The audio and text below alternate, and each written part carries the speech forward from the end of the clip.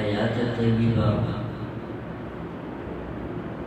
امت محمدیہ کے لیے قیامت تک بہترین نمونہ ہے اس وقت دنیا میں بھی سرخروئی ہے اور آخرت میں بھی کامیابی ہے۔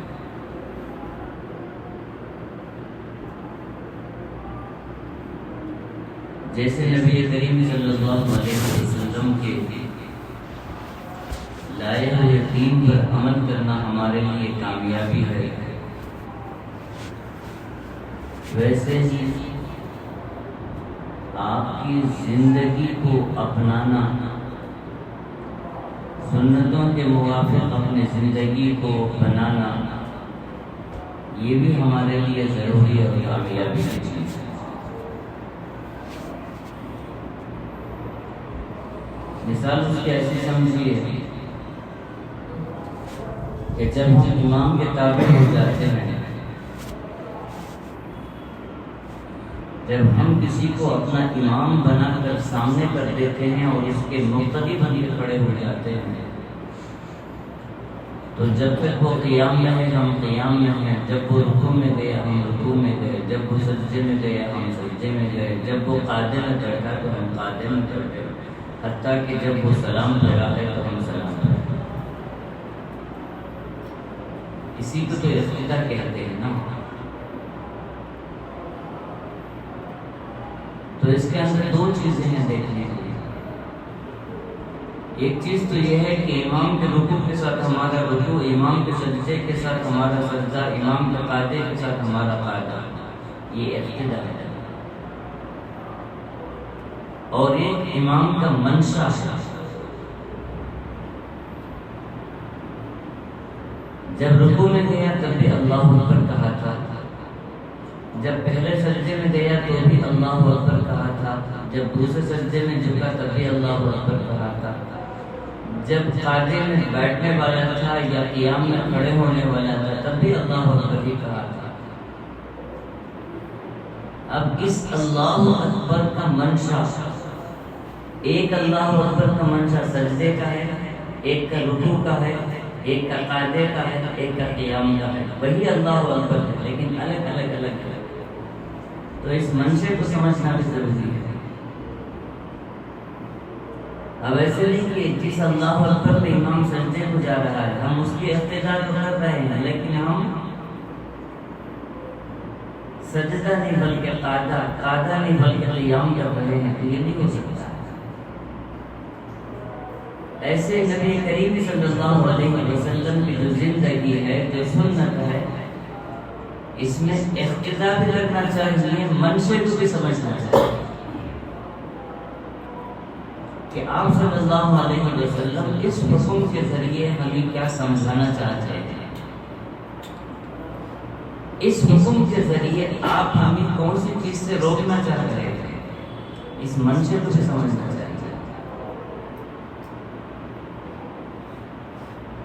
امام مالک رحمۃ اللہ علیہ تو فرماتے تھے کہ کشتی نوح جو اس میں سوار ہوا وہ بچ گیا، جو اس میں سوار نہیں ہوا وہ غرق ہو گیا، ڈوب گیا۔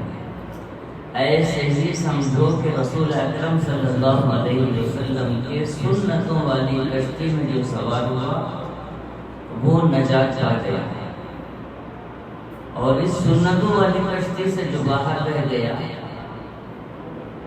وہ پھنس گیا، اس کی مغفرت یقینی نہیں ہے، کیونکہ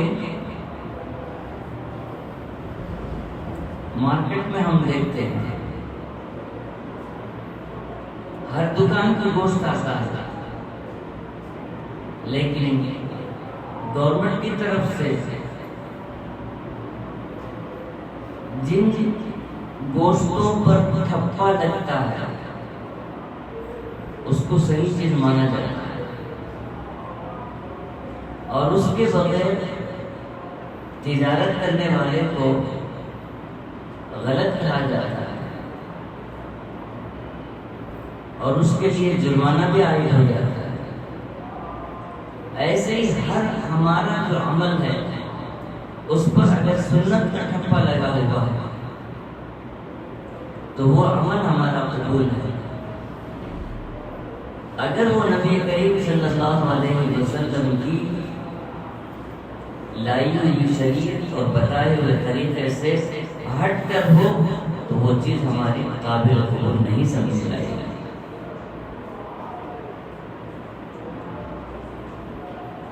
ہمارا جو بھی عمل ہوتا ہے اگر سنتوں کے موافق ہو جاتا ہے تو وہ عمل بڑا خوبصورت ہو جاتا ہے۔ جیسے دلہن ہے، جب اس کے ہاتھ میں چوڑیاں پہنا دی گئی تو وہ سمجھتی میرا ہاتھ خوبصورت ہو گیا۔ جب اس کے کان میں بالیاں لگا دی جاتی ہیں تو سمجھتی ہے کہ میرے کان خوبصورت ہو گئے۔ جب اس کی آنکھوں میں سرما لگا دیا جاتا ہے تو وہ سمجھتی ہے کہ میری آنکھیں خوبصورت ہو گئی۔ اچھے جب کپڑے پہنا دیے جاتے ہیں تو سمجھتی ہے کہ اب میرا پورا جسم خوبصورت ہو گیا ہے۔ ایسے ہی سمجھیے کہ ہماری عبادتیں تو ہیں لیکن جب سنتوں کے موافق ہوتے ہیں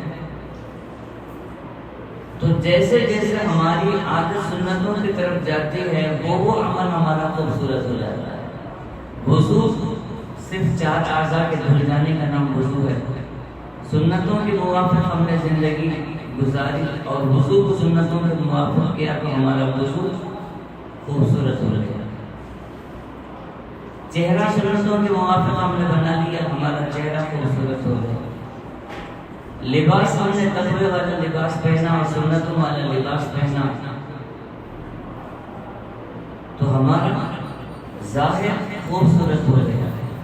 ہمارے اعمال کو ہم نے سنتوں کے ساتھ مزین کر لیا تو ہمارا باطن بھی خوبصورت ہو گیا۔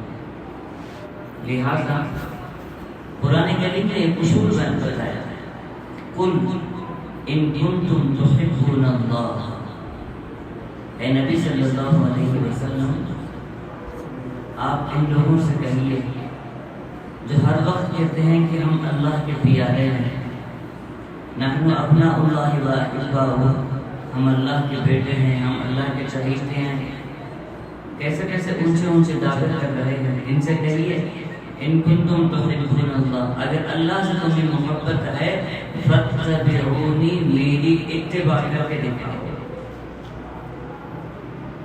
میری اتباع کرو کہ تمہاری محبت کا جو دعویٰ ہے یہ صحیح ہے۔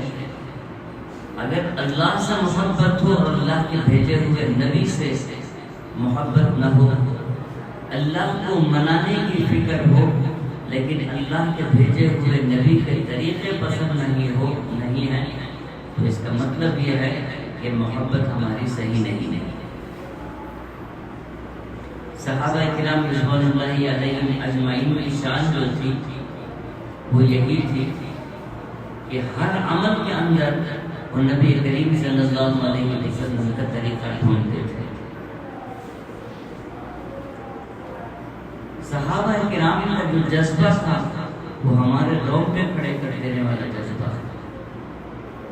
ایک حبشی صحابی تھے، وہ جب بھی غسل کرتے تھے وہ اپنے سر پہ ہاتھ پھیرتے اور نبی کریم صلی اللہ علیہ وسلم کے سر مبارک پر دیکھتے کہ آپ کے بال کیسے بنے ہوئے ہیں اور آپ کے بالوں کے بیچ سے لکیر کیسے نکلی ہوئی ہے، وہ دیکھتے اور بڑی مشکل سے ان بالوں اپنے بالوں کو بھی آپ صلی اللہ علیہ وسلم کے بالوں کی طرح بنانے کی کوشش کرتے۔ لیکن ظاہر بات ہے کہ حبشی کے جو بال ہوتے ہیں وہ بڑے سخت ہوتے ہیں، گھنگریالے بال ہوتے ہیں، ان میں ویسے درمیان سے لکیر، درمیان سے مانگ نکلنا دشوار ہے۔ بہت کوشش کی، جب نہیں نکلی تو اب ان کے دل میں ایک خیال آیا، ایک طریقہ انہیں سوچا۔ انہوں نے فوراً کیا کیا، ایک لوہا تھا اس کو گرم کیا اور درمیان سر میں رکھ دیا۔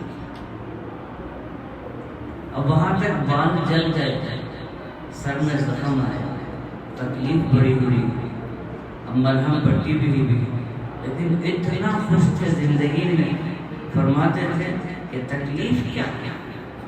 بال میرے نبی کریم صلی اللہ علیہ وسلم کی طرح بن گئے، درمیان سے مان جو ہے وہ آپ صلی اللہ علیہ وسلم کی طرح نکل گئی، اس تکلیف کو کون یاد کرے گا؟ یہ جو خوشی ہے اس میں ہزار تکلیفیں قربان ہے۔ اب بتائیے رضی اللہ عنہم ورضوا عنہ کا جو انہیں تمغہ ملا ہے، یہ کچھ کم تھا؟ ایسی جماعت قیامت تک مثال میں کوئی پیش کر سکتا ہے؟ سیدنا صدیق اکبر رضی اللہ تعالی عنہ نبی کریم صلی اللہ علیہ وسلم کے ہر عمل میں ایسے عمل پیرا رہتے تھے، حتیٰ کہ مشابہت بھی آپ صلی اللہ علیہ وسلم سے ملتی جلتی ہونا شروع ہو گئی تھی۔ جب آپ صلی اللہ علیہ وسلم کے ساتھ سیدنا صدیق اکبر رضی اللہ تعالیٰ عنہ بیٹھتے تھے تو آنے والا وقت پوچھتا تھا من منکم محمد، تم دونوں میں محمد کون ہے؟ مشابہت بھی ایسی تھی۔ اور رسول اکرم صلی اللہ علیہ وسلم غار حرا سے تشریف لائے اور آپ صلی اللہ علیہ وسلم بہت گھبرائے ہیں۔ حضرت خدیجہ رضی اللہ تعالیٰ عنہ سے فرما رہے ہیں زمبلونی، تو اس وقت حضرت خدیجہ پوچھتی ہیں کیا بات ہے؟ تو آپ نے فرمایا ایسا واقعہ پیش آیا ہے مجھے غار حرا میں، جبرائیل امین علیہ السلام کو پہلی مرتبہ آپ دیکھے ہیں، آپ نے رسول اکرم صلی اللہ علیہ وسلم کو سینے سے لگایا، دبوچا ہے، آپ پریشان ہیں، پسینے میں شرابور ہے اور آپ گھر آئے ہیں پریشان ہو کے۔ اس وقت حضرت خدیجہ فرماتی کرنا ہرگز ایسا نہیں ہو سکتا، لا یخزیک اللہ ابدا، اللہ آپ کو کبھی رسوا نہیں کرے گا، انک لتصل الرحم وتحمل الکلب وتقرئ الضیف وتکسب المعدوم وتعین نوائب الحق۔ حضرت خدیجہ رضی اللہ تعالیٰ عنہ رسول اکرم صلی اللہ علیہ وسلم کو فرماتی ہیں کہ آپ کیوں اتنا پریشان ہو گئے ہیں؟ آپ کے اندر جو خوبیاں ہیں ان خوبیوں والے کو کبھی پریشانی آتی نہیں ہے، کبھی دنیا میں رسوائی آتی ہی نہیں ہے۔ آپ رحم دل ہیں، آپ پریشان لوگوں کے لیے ذریعہ معاش دلوانے والے ہیں، اور آپ جو ہے مہمان نواز ہیں، آپ کتنے اچھے کام کرتے ہیں، یتیموں کے لیے آپ ملجا و ماوا ہیں، یہ ساری چیزیں ہیں، آپ کا مقام کیوں پریشان ہو رہے ہیں؟ اب رسول اکرم صلی اللہ علیہ وسلم کی پیروی کرنے میں جو 100% بندہ پورے طریقے سے کھڑا اترتا ہے، اس بندے کے متعلق سنیے۔ مکے کے اندر کافروں کی طرف سے، سرداروں کی طرف سے بہت زیادہ جب تکلیفیں ہو گئی، برداشت سے باہر مسئلہ ہو گیا، اور کئی صحابہ کرام رضوان اللہ علیہم اجمعین کو حکم ہو گیا کہ حبشہ کی طرف ہجرت کر سکتے ہیں، تو انہیں میں حضرت صدیق اکبر رضی اللہ تعالیٰ عنہ نے بھی فیصلہ فرما لیا کہ میں بھی حبشہ کی طرف ہجرت کر دوں گا۔ اب حبشہ کی طرف ہجرت کرنے کے لیے حضرت صدیق اکبر رضی اللہ تعالیٰ عنہ مکے سے باہر جاتے ہیں۔ ایک کافر جس کی پہلے سے کچھ پہچان ہے، حضرت صدیق اکبر کو دیکھا کہ کہیں کا سفر ہے، تو اس نے پوچھا ابو بکر کیا ارادہ ہے، کہاں جا رہا ہے؟ تو حضرت سیدنا صدیق اکبر رضی اللہ تعالیٰ عنہ نے فرمایا مکے کے سرداروں نے مجھے مکے میں رہنا دشوار کر دیا ہے، تکلیفیں برداشت سے باہر ہو گئی ہیں، جب صحابہ کرام حبشے کی طرف ہجرت کر رہے ہیں تو میں بھی حبشے کی طرف جانا چاہ رہا ہوں، اس وجہ سے نکلا ہوں۔ وہ کافر راستہ روک کے کھڑا ہو گیا اور اس نے کہا کلا لا یخزیک اللہ ابدا انک لتصل الرحم وتکسب المعدوم وتقرض الضیف وتعین نواحب الحق۔ حضرت خدیجہ رضی اللہ تعالی عنہا نے نبی کریم صلی اللہ علیہ وسلم کی پریشانی کے وقت آپ کے تسلی کے لیے جو کلمات انہوں نے آپ کو سنائے تھے، اللہ سبحانہ و تعالیٰ نے صحابی رسول حضرت سیدنا صدیق اکبر رضی اللہ تعالیٰ عنہ کو ایک کافر کی زبانی وہی الفاظ کہہ دیا ہے۔ ایسا نہیں ہو سکتا ہے، آپ کے اندر کتنے کمالات ہیں، آپ کے اندر کتنی خوبیاں ہیں، آپ جو ہے شہر چھوڑ کے چلے جائیں، یہ ہو نہیں سکتا ہے، یہ کبھی بھی نہیں ہوگا۔ اللہ کبھی بھی ایسی نوبت میں تمہیں نہیں لائے گا، آپ واپس مکہ چلے جائیں۔ اس سے معلوم ہوا لقد كان لكم في رسول الله اسوة حسنة لمن كان يرجو الله واليوم الآخر وذكر الله كثيرا۔ اگر ہماری زندگیوں میں سنت آ جائے گی، ہماری زندگیوں میں نبی کریم صلی اللہ علیہ وسلم کے ساتھ والہانہ محبت اور عشق کا درجہ پیدا ہو جائے گا تو کامیابی ہمارے قدم چومے گی۔ اور آپ صلی اللہ علیہ وسلم کے رہتے ہوئے صحابہ کرام رضوان اللہ علیہم اجمعین کے لیے جو کامیابی کے پروانے جاری رہتے تھے، آج بھی اگر امت ان چیزوں پر عمل کرے گی تو ضرور 100% فائدہ۔ آپ کو کیا معلوم نہیں باقی سیدنا یونس رضی اللہ سیدنا یونس علیہ السلام نینوا شہر سے نا امید ہوئے، قوم کوئی بات ماننے تیار نہیں تھی، تو آپ نے ان کے لیے بد دعا بھی کر دی عذاب الہی کے لیے، اور یہ بھی فرما دیا کہ 3 دن تمہارے ساتھ یہ حالت پیش آئیں گے۔ پہلے دن آسمان ایسے ہو جائے گا، دوسرے دن آندھیاں چلیں گی، تیسرے دن ایسے اور ایسے طریقے سے آگ برسے گی اور تم سب سے سب ختم ہو جاؤ گے۔ اس بستی سے نا امید ہو کر سیدنا یونس علیہ السلام وہاں سے نکل جاتے ہیں۔ پہلا دن آیا، آسمان ویسے ہی خوفناک طریقے سے ابر آلود ہوا۔ دوسرا دن آنے ہی والا تھا، لوگ پریشان ہوئے، لوگوں نے مشورہ کیا کہ اب کیا کریں، مصیبت آنے والی ہے، تو اس مصیبت کو دور کرنے کے لیے ہم کیا کر سکتے ہیں؟ تو جو تجربہ کار بوڑھے تھے انہوں نے کہا کہ اب ڈھونڈو یونس کہاں ہے۔ اب یونس علیہ السلام کو ڈھونڈا گیا تو ان کے درمیان سیدنا یونس نہیں تھے۔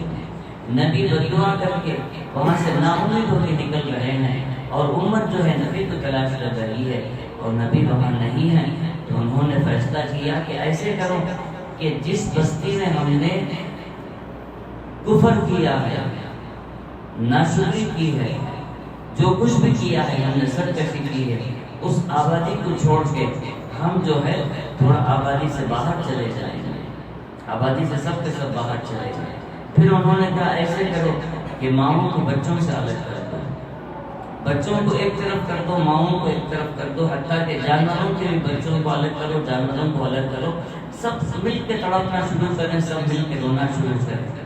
اور اس وقت انہوں نے کہا اے یونس کے رب، یونس تو ہم میں نہیں ہے، لیکن ہم یونس کے رب کو راضی کرنے کے ارادے سے ہیں کہ جب یونس آ جائیں گے تو ہم یونس کے ہاتھ ایمان لائیں گے، لہٰذا آج ان مصیبتوں کو ہم سے ہٹا دیجیے۔ ادھر رونا تھا، ادھر مانگنا تھا، ادھر سے ابر چھٹنا انہوں نے دیکھا تھا، مصیبتوں کو دور ہونا دیکھا تھا۔ تو اس سے مراد یہ ہے، اس سے میں یہ سمجھانا چاہتا ہوں، اگرچہ کہ نبی کریم صلی اللہ علیہ وسلم جیسا زمانہ نہیں ہے، صحابہ والا ایمان ویسا نہیں ہے، کم سے کم ہم کوشش کر کے ویسی محنتیں تو کریں کہ اللہ کو مناتے ہوئے، گڑ گڑاتے ہوئے، نبی کریم صلی اللہ علیہ وسلم کی محبت جو ہمارے دلوں میں ہے اس کا واسطہ دیتے ہوئے، صحابہ کرام رضوان اللہ علیہم اجمعین کی جو عظمت ہمارے دلوں میں ہے اس کا واسطہ دے کے اللہ سے مانگے کہ یا اللہ اس واسطے ہمارے لیے ذلت اور رسوائی جو ہم دیکھ رہے ہیں ان فیصلوں کو بدل دیجئے، عزتوں کے فیصلے کر دیجئے، لہٰذا ہم عزتوں کے ساتھ جینا چاہتے ہیں۔ اب تک تو ہم نے تجھے بہت جو ہے ناراض کیا ہے، اس کے بعد ہم تجھے ناراض نہیں کریں گے۔